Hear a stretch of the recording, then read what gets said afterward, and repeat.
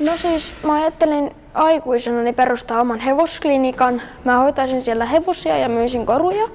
Ja toiseksi mä olisin kilparatsastaja ja hyppäisin GP-tason luokissa.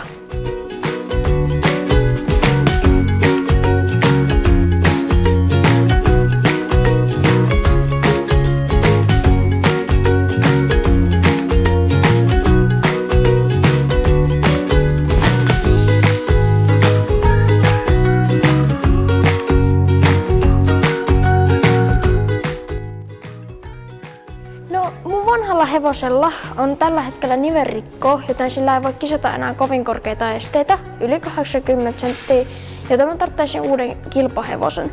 Se on se syy, miksi mä ryhdyin yrittäjäksi. Niin, ja mä en ole saanut mitään muuta työtä, ellei mä olisi ryhtynyt yrittäjäksi, koska näin nuorille ei ole palkkatyötä tällä hetkellä. No ei itse asiassa tällä hetkellä kärsi oikein millään tavalla, kun mä pystyn tällä hetkellä jakaa ajan koululle, kavereille, ratsastukselle ja koruhommille. Mä voin tähän vaiheeseen sanoa, että mun keskiarvo oli 8,8, eli aika hyvä, ja lukuaineiden keskiarvo oli tasan 9. Eli ei kärsi tällä hetkellä ainakaan. Tosi mukavalta. Ministeri tuntuu ihan normaalilta ihmiseltä ja tosi mukavalta. Pidin hänestä tosi paljon.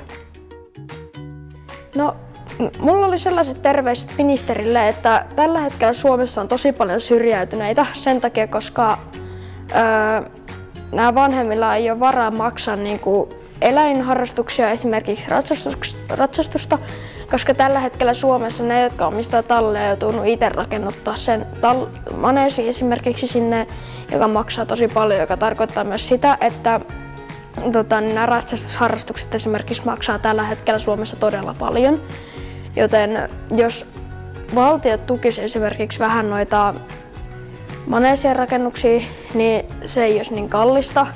Sitten niitä syrjäytyneitä ei olisi niin paljon ja sairaalakulut vähenee siinä.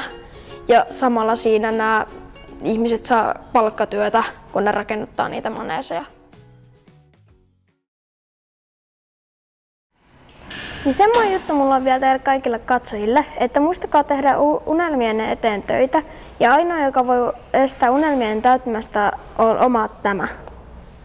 Ja mun mottoni on se, että esteet on tehty ylitettäviksi sekä elämässä ja ratsastuksessa.